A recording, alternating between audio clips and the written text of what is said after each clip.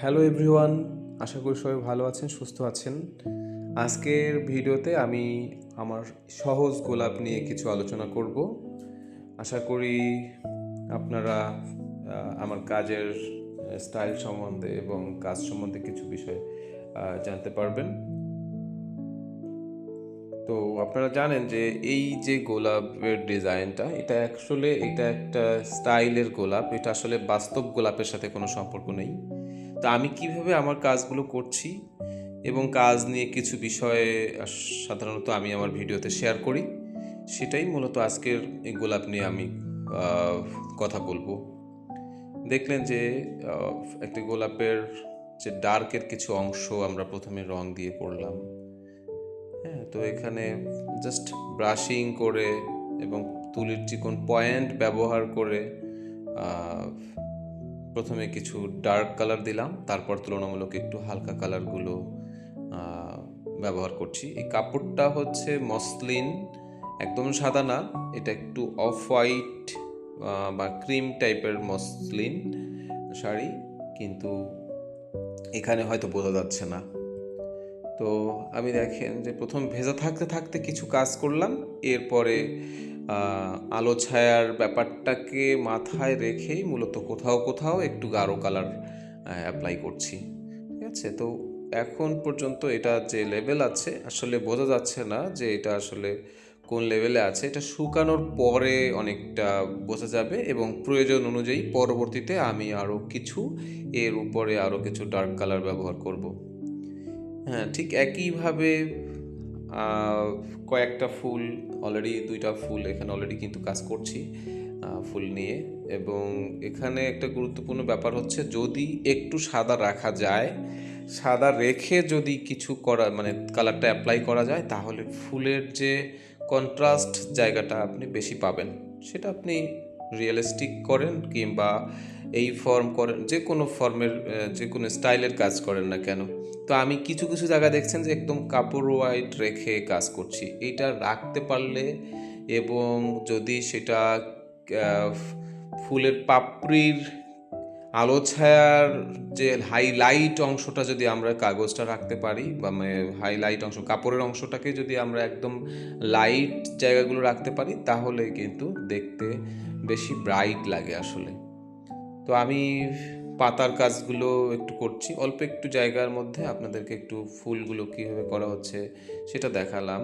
হ্যাঁ, পরবর্তীতে আমি আরও এটার ডিটেলস দেখবেন ভিডিওতে শেষের দিকে, আরও অনেক পার্ট, ছোট ছোট পার্ট আমি দেখাবো। তো প্রথমে 3টা ফুল আঁকলাম, কিছু একটু ফুলগুলো একটু ভেরিয়েশন আছে, কোথাও একটু কালারফুল আছে, আর একটা ফুল মেইন একটা ফুল যেটা সেটা একটু বেশি ডার্ক আছে। এবং পাশাপাশি কিছু পাতা ব্যবহার করেছি, পাতার মধ্যে কিন্তু একটু ভিন্ন ভিন্ন কালার ব্যবহার আছে। দেখে সব পাতা কিন্তু একই রকম না। এটা আমাদের শিক্ষার্থী যারা আছে, আমাদের কোর্সে যারা যুক্ত হয়, তারা জানে যে এটা আসলে আমরা কালার পার্সপেক্টিভটাকে মাথায় রেখে যখন আমরা পাতা অ্যাপ্লাই করি কিংবা ফুল অ্যাপ্লাই করি, এটা কিন্তু মূলত ওই কনসেপ্ট থেকেই করা। তো আমি দেখেন যে একটা সিঙ্গেল পার্ট আপনাদেরকে দেখালাম। এবার আমি আপনাদের টোটাল কাজের এই যে আঁচলের অংশটাতে, শাড়ির আঁচলের অংশটাতে কী করছি। প্রথমে কিন্তু যে ফার্স্ট ওয়াশে যে কাজ, সেটা করার পরে এখন সেকেন্ড ওয়াশে গিয়ে পাপড়িগুলো যেন আরেকটু ব্রাইট হয় বা আরেকটু বের হয়, সেটার জন্যই কিন্তু শুকানোর পরে আবার কিছু কিছু জায়গায় টাচ দিচ্ছি। হ্যাঁ, প্রথমে আবার গাঢ় কালার, তারপর তুলনামূলক যেখানে যে কালার প্রয়োজন সেখানে সেই কালার দিয়ে আমার নিজস্ব স্টাইলে আমি কাজ করছি। এটা কিন্তু বাস্তবের সাথে কোনো মিল নেই। আর একটা ব্যাপার হচ্ছে যে মসলিন কাপড় যেহেতু খুবই ট্রান্সপারেন্ট, এটার আসল লুকটা এখানে বোঝা যাচ্ছে না যে এটা আসলে কেমন লাগছে। এটা বুঝতে হলে শাড়িটা পুরোপুরি ফ্রেম থেকে খোলার পরে বোঝা যাবে আসলে এটা কেমন লাগছে, আসলে ভালো লাগছে না খারাপ লাগছে। আর এই কাজ করতে গিয়ে আমাদের সবসময় একটা মানসিক চাপে থাকতে হয় যে আসলে কমপ্লিটের পরে আমার এই কাজটা সুন্দর লাগবে কি না। এটা একটা চাপ ফিল হয়, এটা খুব স্বাভাবিক ব্যাপার। অনেক বছর ধরে কাজ করলেও এটা একটা ফিল হয়, কারণ প্রত্যেকটা কাজেই কিছু কালারের চেঞ্জ থাকে। ওভারঅল সেই চেঞ্জিংটা কমপ্লিটের পর ভালো লাগবে কি না সেটা কিন্তু বলা যায় না কাজ রানিং অবস্থা, এবং খুলেও চেক করা যায় না যে আসলে কেমন লাগছে। হ্যাঁ, জাস্ট অনেকটা আন্দাজের উপরেই কাজ করা লাগে। এটা আমি অনেক জায়গায় বলেছি যে এটা মসলিনের উপরে কাজ করতে অনেকটা আন্দাজের উপরেই আসলে আমরা কাজ করি বা কালার চাপাই, বাট খোলার পরে এটা ভালো হতে পারে আবার খারাপও হতে পারে। হ্যাঁ, তবে সর্বোচ্চ চেষ্টা করি যে অন্তত যে বিষয়গুলো অন্তত রাখা যায়, মানে রাখলে অন্তত বা যে কোয়ালিটিগুলো বা যে বৈশিষ্ট্যগুলো থাকা উচিত একটা সুন্দর ডিজাইন করার জন্য, সেই বিষয়গুলো ধারাবাহিকভাবে অ্যাপ্লাই করলে একেবারে খারাপ হয় না, অন্তত বিক্রয়যোগ্য হয়।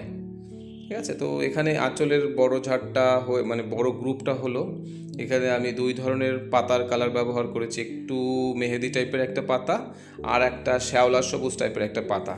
এবং এখানে আপনাদেরকে একটু দেখাচ্ছি যে ভেজা কলিগুলো কেমন, বা এখানে যদিও অনেকগুলো কলি দেখছেন যে ছোট ছোট কলি থাকে, এগুলো জাস্ট একটা ডিজাইনের দেখার সুবিধার্থে, দেখা যেন একটু ভরাট ফিল হয়, সেটার জন্য আমরা কিছু এরকম ভেজা ভেজা বা হালকা কলি দিয়ে থাকি সাধারণত, এবং সাথে কিছু ভেজা পাতাও কিন্তু ব্যবহার করা সাধারণত আমি করে থাকি আমার ম্যাক্সিমাম ডিজাইনে। তো এটা এই যে কালারগুলো এখন ব্যবহার করছে যে পাতাগুলো, এগুলো সাধারণত কালার পার্সপেক্টিভটাকে মাথায় রেখেই আসলে এইগুলো একটু ব্লার করে বা একটু কালারগুলোকে একটু ফেইড কালার ব্যবহার করি সাধারণত। এটা হয়তো সবার কাছে ভালো লাগবে না, স্টাইলটা সবার কাছে ভালো লাগবে না। আবার কেউ কেউ হয়তো এটাই খুব পছন্দ করছেন, সবাই বলছেন যে, অনেকেই বলছেন যে না ভালো লাগছে, অ্যাপ্রিসিয়েট করছেন। আবার অনেকের কাছে মনে হতে পারে যে না এটা খুবই সিম্পল কিছু, এখানে আর্টিস্টিক কোনো ব্যাপার নাই। যাদের কাছে ভালো লাগবে না আপনারা ইগনোর করতে পারেন। আর যারাই আমাদের আমাদের ভিডিওগুলো দেখছেন এবং অনুপ্রেরণা দিচ্ছেন, আপনাদেরকে অসংখ্য ধন্যবাদ যে প্রতিনিয়ত আপনারা পাশে আছেন বলেই আমরা এই ভিডিওগুলো করতে পারছি বা করার আগ্রহ প্রকাশ করছি বা চেষ্টা করছি আর কি। তো আপনারা অবশ্যই পাশে থাকবেন, এবং যদি পাশে থাকেন, অনুপ্রেরণা যোগান, তাহলে অবশ্যই আমরা পরবর্তীতে আবার এরকম টাইপের ভিডিও নিয়ে আসব, বা এই ভিডিও আমাদের কাজের বিষয়গুলো নিয়ে কিছু আলোচনা করব। হয়তো কারো কারো কাজে লাগবে, একেবারে যারা নতুন আছেন তাদের জন্য হয়তো আমার মনে হয় যে কিছুটা অন্তত কাজে লাগতে পারে। অন্তত আপনারা যে সময়টা নষ্ট করে আমার ভিডিওটা দেখলেন, এই সময়টা আপনাদের অন্তত মনে হবে না যে এটা শুধুই বোধহয় ফালতু সময় নষ্ট করলাম, এরকম হয়তো ফিল হবে না। এখান থেকে আপনি কিছু আইডিয়া নিয়ে, আপনি কিছু তথ্য নিয়ে আপনি আপনার মতো করে আপনি কাজ করতে পারবেন অন্তত।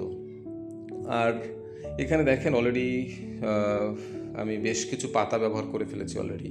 হ্যাঁ, তো এত পাতা সবাই ব্যবহার করে না। আমরা একটু জাস্ট একটা ডেপথ তৈরি করার জন্য, কাজের কিছু মজাটা নিয়ে আসার জন্য কিছু পাতা, হালকা পাতা, কিছু গাঢ় পাতা, এই ভেরিয়েশনগুলো দেওয়ার মানে আনার চেষ্টা করি। আর একটা ব্যাপার হচ্ছে, আমি আমার কাজগুলোতে আমি শিরা উপশিরা এগুলো একটু ব্যবহার করি, কারণ এটাতে একটু ডিটেলিং ব্যাপার ফিল হয়। হ্যাঁ, এটা এবং কিছু কালারফুল শিরা উপশিরাও আমি কিছু কিছু পাতার মধ্যে ব্যবহার করি। তো এটা এমন না যে একবার দিলেই হয়ে যায়, এটা আমরা এমনকি কোনো কোনো পাতার মধ্যে আমরা 2বার 3বারও শিরা দিয়ে থাকি সাধারণত।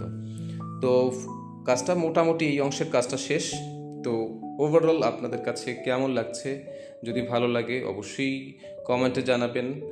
আর চাইলে আপনি আপনার টাইমলাইনেও শেয়ার করতে পারেন, তাহলে অন্যদের হয়তো উপকার হবে। এতক্ষণ ধৈর্য ধরে আমাদের ভিডিওটা দেখার জন্য আপনাদেরকে অসংখ্য ধন্যবাদ। ভালো থাকবেন সবাই।